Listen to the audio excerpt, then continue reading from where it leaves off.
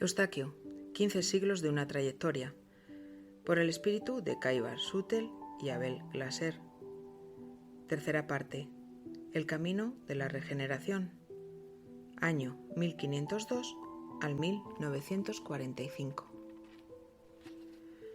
Capítulo 52. La Revolución Francesa, segunda parte. Se aproxima una de las fechas fatales para el universo absolutista francés, el 9 de julio de 1789, cuando los diputados se reúnen en la Asamblea Nacional Constituyente, trazan el avance considerable de aquella que sería la célebre revolución de las revoluciones de la historia de Francia. Al dimitir el ministro Necker, Luis XVI hace surgir el movimiento revolucionario, y en el día 14 de julio siguiente, la toma de la Bastilla simboliza un marco en esa lucha armada que pasa a ocupar las calles parisienses. La Guardia Nacional, con los colores emblemáticos de la bandera francesa, azul, rojo y blanco, busca mantener el orden. Una comisión de notables es llamada a participar de la administración. Lisandro inicia su trayectoria en el gobierno intelectual. Solamente en el inicio de agosto los ánimos revolucionarios son contenidos ante el acuerdo celebrado entre el clero, la nobleza y el tercer estado, aboliendo privilegios y conteniendo los impuestos. De ese acuerdo participan activamente Lisandro, Junet y Ernest, aunque este último pocas contribuciones haya dado al evento. Al final del mismo mes surge el documento histórico denominado Declaración de los Derechos del Hombre y del Ciudadano, cuando, otra vez más, Lisandro contribuye con sus pensamientos. La negativa de Luis XVI en aceptar tal declaración y las bases del acuerdo que señala el fin de muchos privilegios hace explotar nuevamente la ira de los franceses y el movimiento tomó cuenta en las calles. Como ocurre en todos los grandes acontecimientos históricos de los hombres, numerosos espíritus de todos los niveles evolutivos se aproximan a París y nubes negras y gigantescas, por varios días, ocupan los cielos de Francia. Emisarios de Alborada Nueva buscan apoyar a los encarnados ligados a la colonia, comprendiendo la importancia del momento vivido por todos y teniendo por finalidad contener al máximo las exageraciones y la violencia que pudiesen surgir en aquel instante. Un equipo de mentores, liderado por Genevaldo, se acerca a Lisandro y para garantizar su tranquilidad en una ocasión tan conturbada. Instrucciones de colonias superiores han llegado a Alborada Nueva, solicitando la partida inmediata de sus enviados al escenario francés, de modo de garantizar un curso saludable para la historia en la medida de los posibles. El enfrentamiento es inevitable y mentores iluminados cercan París. Hordas de espíritus inferiores huyen asustados para zonas cavernosas en los alrededores de la ciudad ante el brillo que los ciega proveniente de los equipos socorristas. Algunos líderes nefastos y persistentes del mundo espiritual inferior vuelven a la ciudad y, sustentados por corrientes negativas de vibraciones de varios encarnados, continúan influenciando una parcela considerable de los parisienses. Lisandro, en esa oportunidad de su jornada por la costa, goza de considerable tranquilidad en su espíritu, visto que sus más crueles opositores y obsesores del pasado se encuentran reencarnados como él. Marcel, Turgot, Gunther y Razuz están viviendo experiencias en la costa terrestre y, a excepción de este último, distanciados de París. Es cierto que seguidores de esos líderes y aún enemigos de Eustaquio lo persiguen, aunque con menor furor y experiencia. Así, Lisandro consigue evolucionar en sus posiciones de forma racional y acentuada. Preocupado por la política social de su país, no se casa y vive solitario, poseyendo por compañía solamente al leal hermano Gilbert. Haydée y Guido toman rumbo ignorado tan pronto desencarnaron sus padres Renan y Aline. La familia se deshace parcialmente y el interés nacional habla más alto en su corazón. La revolución y su aspecto sangriento se vuelve irreversible. El convento de los jacobinos reúne una facción radical, liderada por Robespierre, que desea implantar una dictadura y tener por fin eliminar toda la nobleza y a los miembros de la corte. En ese movimiento, muchos enemigos contumaces de Eustaquio a lo largo de los siglos están infiltrados, bajo nueva identidad proporcionada por la reencarnación. En cuanto a los jacobinos, hacen sus planes. Lisandro asesora a uno de los más inteligentes y capaces diputados que participan de la Asamblea Nacional Constituyente. De su mano parten escritos brillantes, integralmente aprovechados en la Constitución que están haciendo. En 1791 termina la elaboración de esa Carta de Derechos y Deberes que deja al monarca muchos de sus privilegios y busca conciliar intereses de los más variados. Permite, no obstante, el acceso al poder por parte de la burguesía y asegura la libertad religiosa, a pesar de proclamar el catolicismo como la religión oficial de Francia. Una etapa estaría vencida en la historia si todos, pacíficamente, aceptasen integralmente ese documento, nacido de las bases iluministas y hasta cierto punto revolucionarias. De Roma surge la primera voz contra la Constitución. El Papa alega que los sacerdotes no van a someterse a las nuevas reglas de Francia. Los problemas del nuevo régimen francés continúan y en el inicio de 1792 explota la guerra contra la alianza Prusia-Austria. En cuanto a eso, algunos girondinos, entre los cuales está Lisandro, son llamados a integrar un ministerio del rey. Monárquico convencido, él jamás quiso derrumbar a Luis XVI y apenas tuvo la intención de limitar sus poderes e instituir la democracia y la igualdad en su país. Percibiendo esa posición y también vislumbrando una revuelta en la política, Ernest lo abandona y se refugia en el grupo de los radicales jacobinos. Entiende que es su oportunidad de superar su posición a la sombra de Lisandro y alza vuelo propio. Disgustado con esa posición de Ernest, Lisandro es consolado por el hermano Gilbert y por Junet. Busca rehacerse volviendo a los estudios, aunque a esa altura se sienta particularmente agredido por los artículos que Robespierre hace publicar con frecuencia. En las lecturas de esas publicaciones, Lisandro ve la participación activa del antiguo compañero Ernest. Uno de los ataques traicioneros de algunos jacobinos contra una caravana de nobles franceses, donde se encuentra Gilbert, asesorando a un diputado monárquico en junio de 1792, hace perecer asesinado al hermano pequeño de Lisandro, causándole un sufrimiento insoportable. Su aislamiento comienza a tener inicio y el alejamiento del ministerio es inmediato. Incluso, ante los apelos de Junet, él vuelve a su casa en París, a fin de cuidar de la elaboración de artículos que habrían de contrariar la idea de violencia liderada por el grupo adversario. Una bella carta de despedida al hermano asesinado es escrita y publicada, volviéndose una pieza extraordinaria de la literatura revolucionaria francesa.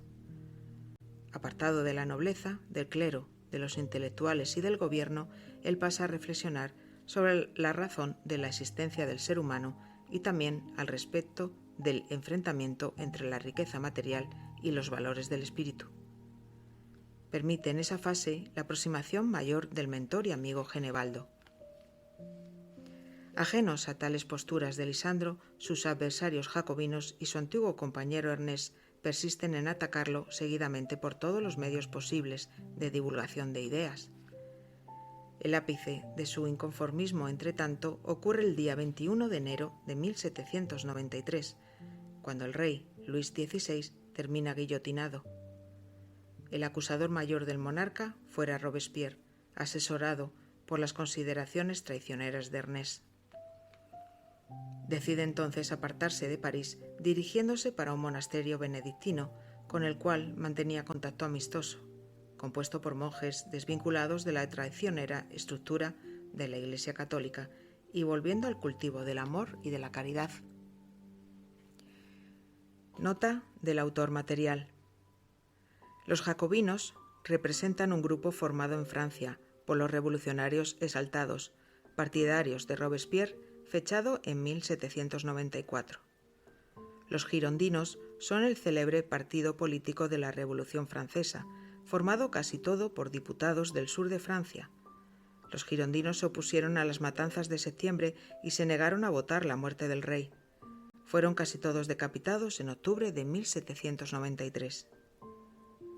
Lisandro está incluido entre estos últimos girondinos y sus enemigos del pasado en aquel jacobino, aunque todos hayan participado del mismo lado inicialmente contra la monarquía. Capítulo 53. La verdadera religión. Algunos meses después de la muerte de Luis XVI, superado el choque que le afectó profundamente el espíritu, Lisandro decide dejar el claustro voluntario que se impone en la abadía de Versalles, participando de la primera comida conjunta con los monjes benedictinos. Compañeros, vamos a orar a Dios pidiendo protección para nuestra querida Francia, hoy tan afectada por la guerra interna, así como por los rumbos de todos nosotros perdidos en el torbellino revolucionario que se instaló en nuestros corazones. Oremos también por la suerte de nuestro querido hermano Lisandro, que nos visita y participa de nuestra vida simple, buscando paz espiritual y tranquilidad para sus meditaciones. Inaugura la comida el prior Ulrico. Sin ningún comentario de los presentes, un aura de luz verdosa penetra vagamente en el ambiente, alcanzando los centros vitales de todos los monjes, trayéndoles armonía y serenidad, e incentivando al visitante a proferir algunas palabras. Amigos benedictinos, soy muy feliz de, un día, haberos encontrado. Estaba confuso y perdido en mis propias reflexiones acerca de la vida y de la revolución que marcó nuestro amado país. Con vuestro apoyo, orando a Dios, estoy seguro de estar ahora en el camino cierto. Os lo agradezco. Abandonando sus bienes materiales, él está dispuesto a terminar sus días en un ritmo de vida simple y repleto de realizaciones en el campo de la caridad y de la fraternidad, usando como ejemplo la Orden Benedictina de Versalles, que insiste en permanecer desligada de las reglas del Vaticano. Ciertamente, mi querido hermano, puedes contar con nosotros.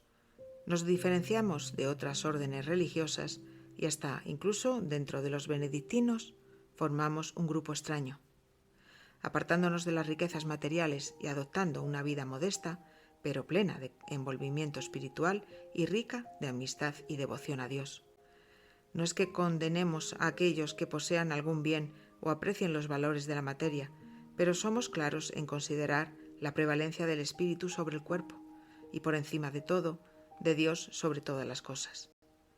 Y si no diéramos el ejemplo al respecto de nuestros pensamientos, ¿cómo podremos convencer a terceros de nuestros aciertos? Vivimos en paz hace muchos años y hasta incluso la dirección de nuestra orden nos deja seguir, a nuestro parecer, creyendo que somos inofensivos. Un día, quién sabe, podremos influir a otros religiosos y adoptar la misma postura, seguros de que irán a tener mayor felicidad de estar junto al Creador. Por tantas razones, hermano Lisandro, comprendemos perfectamente tu actual desapego a los bienes materiales y aprovechamos la idea de que al menos por intento puedas conocer la vida simple de la reflexión y de la ayuda al prójimo sin la menor exigencia de cualquier contribución financiera. Cuente con nosotros para extraer tus dudas y pasarnos tu experiencia y tus conocimientos filosóficos y literarios, que sabemos son muchos y de valor incalculable. Que podamos convivir en nombre de Jesús y de nuestros amigos espirituales en la más plena armonía y construyendo un mundo mejor.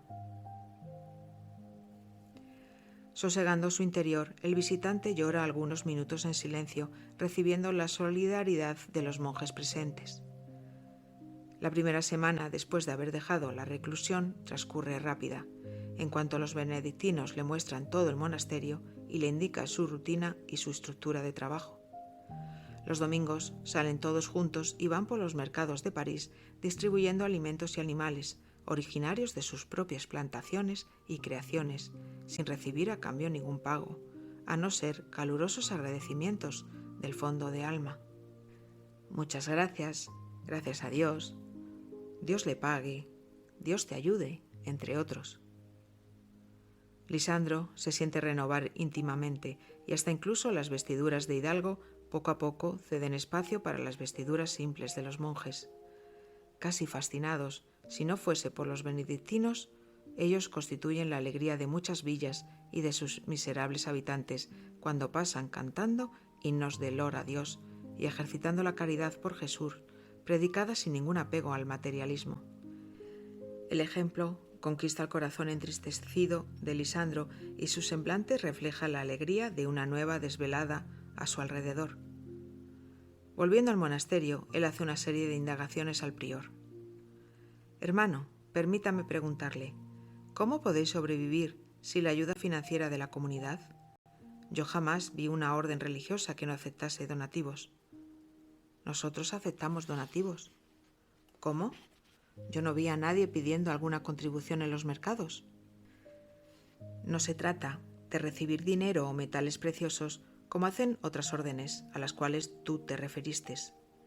Recibimos simientes de los agricultores de la región, así como su ayuda voluntaria en la plantación y en la cosecha. Al final, nuestra mano de obra no está cualificada y somos pocos para el volumen de alimentos que plantamos en cada cosecha.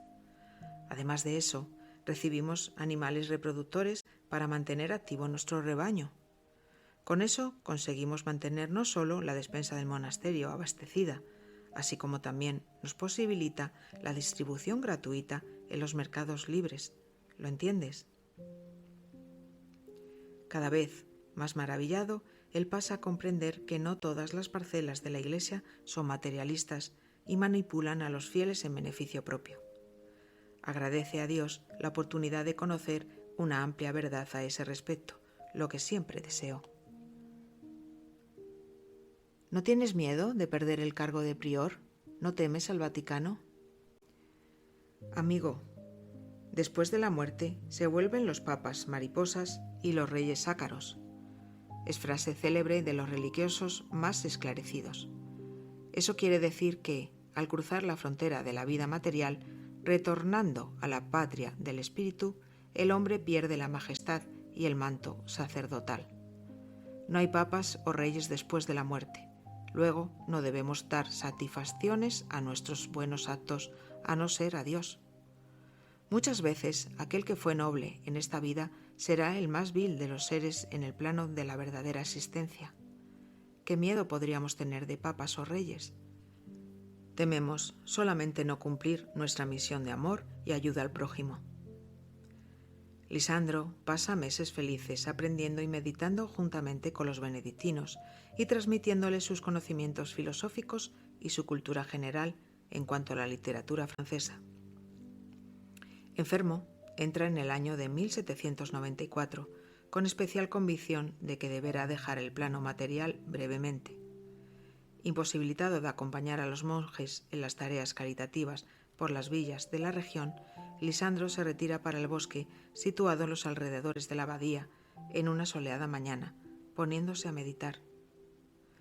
Siente la aproximación de un mentor amigo y se deja envolver por el espíritu.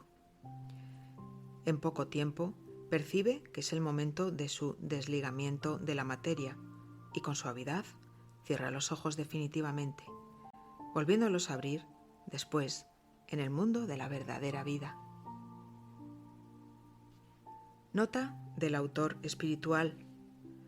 Después de la muerte se vuelven los papas mariposas y los reyes ácaros.